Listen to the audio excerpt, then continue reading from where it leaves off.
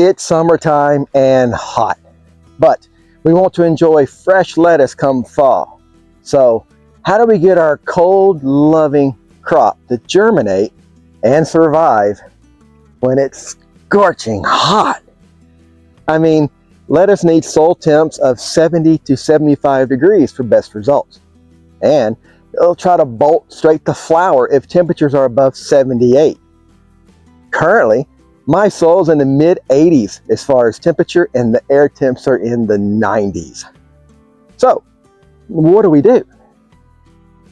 So to beat the heat for our fall crops, let's think seed trays. By using seed trays, we can move our seedlings to areas out of direct sun. And there's plenty of trays to choose from.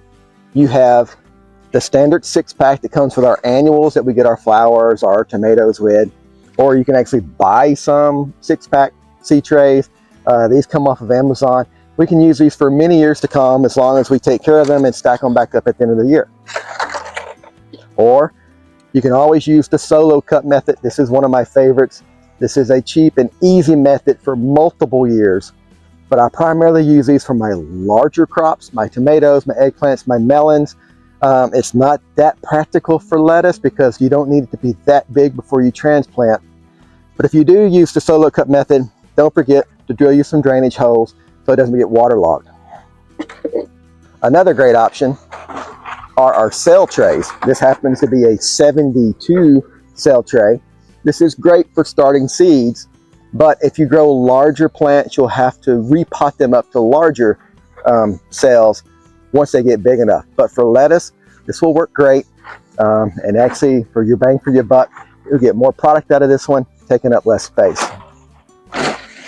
Another option are our hard plastic trays with removable tops. These are from Burpee. I got these at Walmart, and I actually saw them the other day. They're currently on clearance because they're getting ready for fall. So if you need to stock up on cell trays, now's a good time to go. I'll be using these because they're becoming my favorite, just because once the plant's big enough, I can lift it up. I can push from the bottom to push my plant up with little amount of stress as possible for the plant.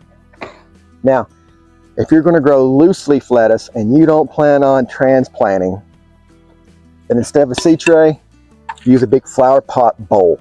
Loose leaf lettuce is great for this. You can pick it all fall long and it'll be just as happy as it can be anywhere else in the ground.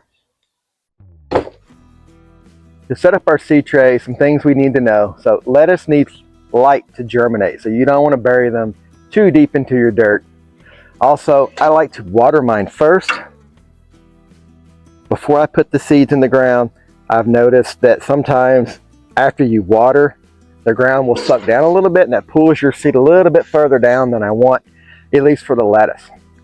Now, when you're putting your seeds in, you just want to put a small depression into the seed tray that you're going for. And then you want to place your seed in the cell. And I normally do a couple per tray just to make sure that I get a pot or a plant, not a pot, in that cell. And as long as your hands aren't wet, you can put the remaining seeds that you had in your hand back in your packet, save them for later. And then all I do is I lightly cover my seeds to make sure that they don't get buried. If you see your seeds, it's okay, they'll still germinate.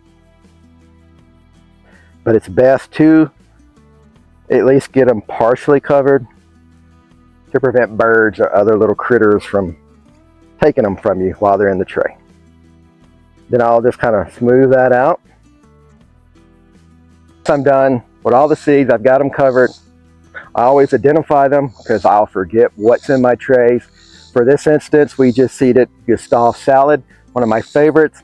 I also put the date that I seeded it and then the expected germination days. That way I don't forget, and it's been 3 weeks and there's nothing coming up, something happened. Or if it's been around 6 days, I know I got a few more days to go. But I'll just put that right in that corner. And if I was doing multiple plants, then each one would have a marker. Okay, so one option we have to keep these guys from frying in the middle of summer is to use shade cloth. So we'll just sit this on our tray, bring this down, and the cloth itself will keep that afternoon or summer sun from baking these guys. Shade cloth can reduce the temperature outside up to 10 to 15 degrees. But let's say you don't have shade cloth or you don't want shade cloth. No worries. You can also just use trees to provide shade for your seedlings. A tree can reduce the air temperature up to 10 degrees, and a tree canopy can reduce it up to 25 degrees. So for me, this little pawpaw patch is perfect to keep these guys out of that hot sun, but still germinate before I need them in the fall. And it's also a reminder when I come check on my seedlings to grab some of the pawpaws. So now we know some techniques to get our lettuce seeds through those last few weeks of hot summer and be ready for time when we need to put them in the ground in fall. So let's talk about some different kinds of lettuce. So I've got three that are my personal favorites. The first one is Forellenfleusch. This is a green leafy lettuce with maroon splotches throughout the leaves. There's also the Gustav salad. This is a small butterhead type lettuce. This is my favorite. It's actually just a personal size salad. When you pick it, you can chop it up. It's perfect just for one person in a bowl. And lastly, there's Merlot, which is a dark red lettuce, hence the name. Looks just like the wine, and it provides instant color to any meal that you might serve.